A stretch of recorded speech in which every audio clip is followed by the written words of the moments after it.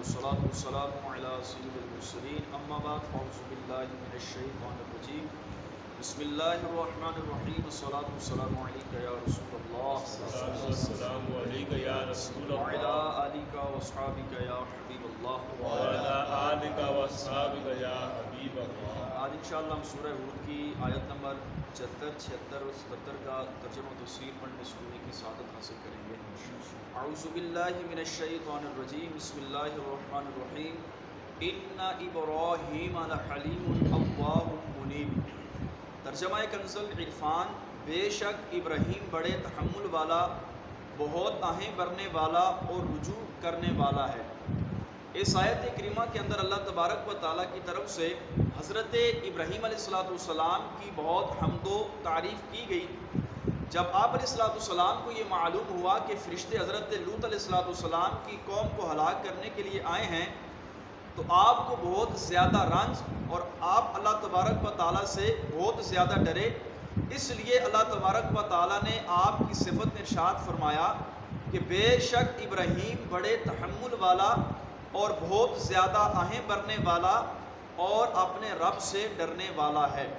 حضرت ابراہیم علیہ السلام کی صفت میں منیب اس لیے فرمایا کہ جو شخص دوسروں پر اللہ کے عذاب کی بنا پر اللہ سے ڈرتا ہے، اس کی طرف رجوع کرتا ہے، تو وہ اپنے معاملے میں اللہ تبارک و تعالیٰ سے کس قدر ڈرنے والا ہوگا اور اس کی طرف رجوع کرنے والا کتنا زیادہ ہوگا۔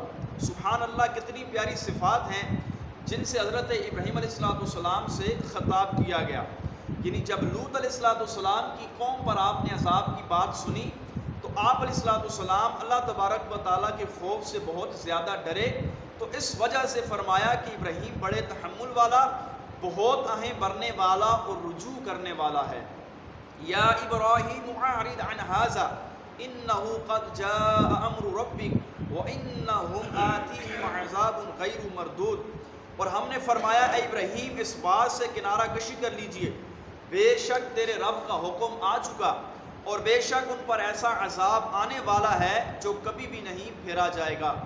جب حضرت ابراہیم علیہ السلام کا فرشتوں سے سلام اور کلام کا سلسلہ دراز ہوا تو فرشتوں نے حضرت ابراہیم علیہ السلام سے عرض کی اے ابراہیم آپ اس بحث کو ختم کر دیں، کیونکہ آپ کے رب کی طرف سے حضرت لوط علیہ السلام کی قوم پر عذاب نازل ہونے کا فیصلہ ہو چکا، لہٰذا اس عذاب کے ٹلنے کی اب کوئی بھی صورت نہیں ہے۔ کل ہم نے سنا تھا کہ حضرت ابراہیم علیہ السلام نے فرشتوں سے باتیں کی تھی کہ اگر 50 بندے ایمان والے ہوں تو عذاب دیں گے، انہوں نے کہا نہیں۔ پھر آپ نے فرمایا 20 بندے ہوں تو فرشتوں نے کہا نہیں۔ پھر فرمایا ایک مسلمان ہو تو انہوں نے کہا تب بھی نہیں۔ تو یہ باس مباحثہ آپ اس لیے کر رہے تھے تاکہ عذاب میں تاخیر ہو سکتا ہے کہ یہ قوم اپنے کفر سے پلٹ کر اللہ تبارک و تعالیٰ کی بارگاہ میں رجوع لے آئے۔ تو فرشتوں نے کہا آپ اپنی اس باس مباحث کو ختم کیجئے، اللہ کا فیصلہ ہے کہ اب ان کو ہلاک کیا جائے گا۔ تو فرمایا اب یہ عذاب ان سے ٹلنے والا نہیں۔ اس آیت کریمہ سے دو مسئلے معلوم ہوئے۔ نمبر یہ کہ تقدیر منبر کسی صورت میں نہیں ٹلتی۔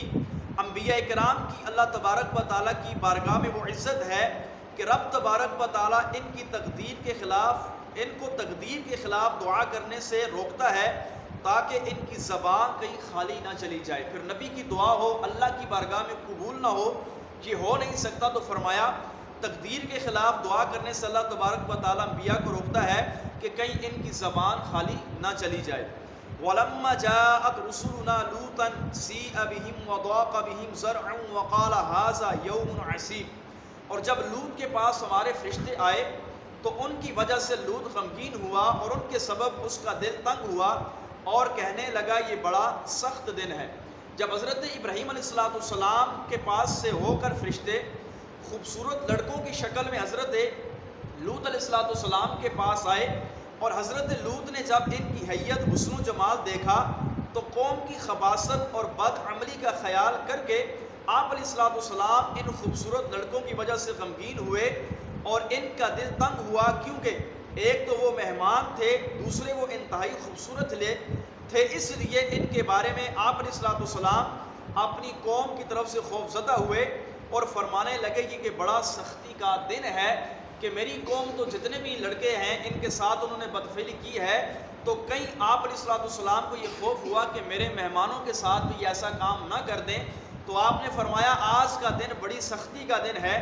مروی ہے کہ فرشتوں کو اللہ تبارک و تعالیٰ کی طرف سے یہ حکم تھا کہ وہ قوم لوط کو اس وقت ہلاک نہ کریں جب تک کہ لوط علیہ السلام خود اس قوم کی بد عملی پر 4 مرتبہ گواہی نہ دے دیں۔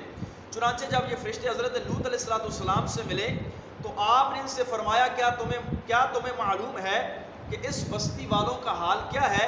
فرشتوں نے کہا ان کا حال کیا ہے؟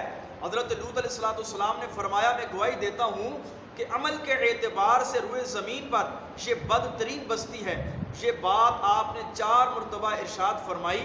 حضرت لوط علیہ السلام کی بیوی کا جو کہ کافرہ تھی وہ نکلی اور اس نے قوم کو جا کر خبر دی کہ لوط کے ہاں خوبصورت مہمان آئے ہیں جن کی مثل اب تک کوئی بھی شخص نظر نہیں آیا۔ تو پھر یہ سارے کے سارے لوگ معاذ اللہ فرشتوں پر جو ہے حملہ کرنے کے لیے آئے تھے خوبصورت لڑکے سمجھ کر، ان کو نہیں پتہ تھا حقیقت میں یہ اللہ تبارک و تعالیٰ کے فرشتے ہیں جو ہمیں عذاب دینے کے لیے آئے ہیں۔ تو اس کے بعد جب یہ فرشتوں کے ساتھ معاذ اللہ وہ کام خوبصورت لڑکے ہونے کی وجہ سے کرنے کے لیے آئے تو پھر اللہ تبارک و تعالیٰ کا عذاب ان لوگوں پر تشریف لے آیا۔ اللہ کریم کی بارگاہ میں دعا ہے اللہ تبارک و تعالیٰ ہم سب کو بھی ان آیات بینات سے عبرت حاصل کرنے کی توفیق عطا فرمائے۔ آمین بجاہ النبی الامین صلی اللہ تعالیٰ علیہ وسلم۔